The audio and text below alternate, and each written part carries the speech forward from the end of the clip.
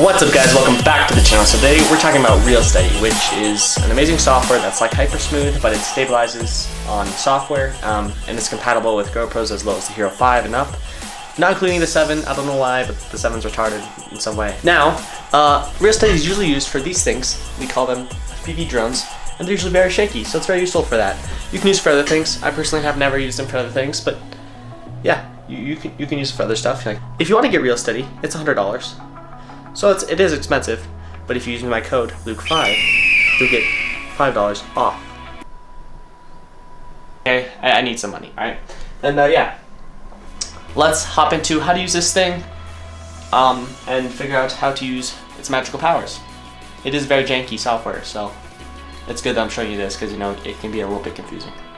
Okay, cool. Let's go. Alright guys, so before we even get started, very important is you have to make sure your footage is in 4:3 and stabilization is completely off on your GoPro.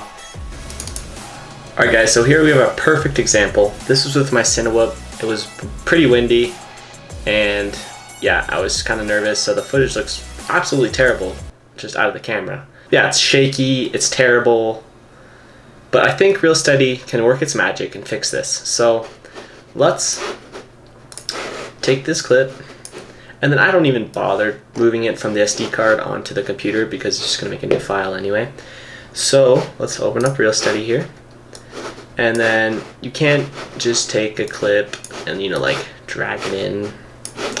So you hit load video, so we hit open. Now it's running the numbers. So basically after it runs the numbers, shouldn't take too long. It's just going to start syncing the whole video. Looks like it's already kind of done here, so we can start playing with the parameters here. Now these two lines on the sides we use to where we want to cut off the video. Now if you cut anything off, like you can see here, if you cut anything off, it's gonna cut the audio. Luckily with FPV that doesn't matter because, you know, drones make lots of noise so you can't hear anything anyway. Like that roughly over there, and then we'll keep going through the video here. Okay, so after that we've trimmed the video, right? Now there's some stuff we can do here. So you can go to the plus icon. Oh shit. So we just added this marker. I did not want to do that, but from what I understand, what that marker does is that's the marker where it looks where you want the smoothest footage. I've kind of come to realize it doesn't matter too much where it is. Oh, this is editing Luke. The past Luke was wrong. Basically just take the green dot, or the green whatever they are, marks, everywhere, put them everywhere we want smooth footage, because if you don't do that, your footage will look like this, especially on longer clips. So if you just have one short clip, then it should work with just one. But yeah, just if it chicks around, just put another one there. We want it to be smooth. So yeah. So you're gonna have to kind of watch in this slow-mo thing unless you probably have a supercomputer. But it's kind of nice, you can watch in slow-mo almost to see if there's any jitters or something.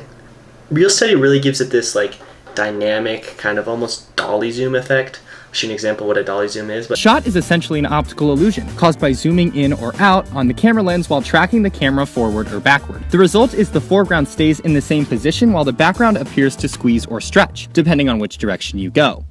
I just kind of get that vibe from Reelsteady, which I really like. It just gives it this look that looks really good. But this honestly is looking good for me because that's probably my best pass here. Now in the settings, if you think stuff is cropping in way too much, you can just drag these down. It's going to drag both of them down either way, unless you hit unlink with smoothness. But, you know, I don't use Reelsteady like super specifically. I just kind of general throw it in there. It does its thing. It's good. I take it out and I use the video, right? So here were some more options though, like lock horizon. That'll basically just make sure that horizon doesn't turn at all. I've honestly never used those features, so I can't really speak on those too much. But so if your clip is recorded upside down for some reason, just make sure to hit flip gyro data so it can smooth it okay. And yeah, I like how it's right now. A lot of times we'll drag this down, especially in action sports when you get super close. You don't want to crop out the talent, so we'll drag this down like as far to the last notch. But since this clip is so messed up, normal is good.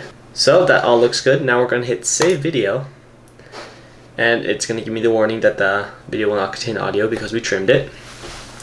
And now you basically can just see this white line here And basically that'll just play through the whole clip, and when it's at the end, it'll be done. All right, so should you get Reelsteady? If you want to up your game, have smoother footage, well, yes, obviously. I think you know when you need it. Let's hope that GoPro, they just bought Reelsteady, so hopefully they make it not as janky. But you know, it works, whatever. But yeah, thanks for watching. Like, subscribe, share. Use my code. Make sure you use my code. That's the most important thing you guys can do today. Have fun doing whatever you're gonna do, and use my code. Okay, bye. I like comparing Reelsteady to a chicken head and how it stabilizes it. Like, have you seen that video? But this physiologically fascinating and visually hilarious feature is only recently being mined by advertisers. See, so you know what I mean now, right? It's like a chicken head, but better, because you don't need to put a chicken on a drone, which is awesome. So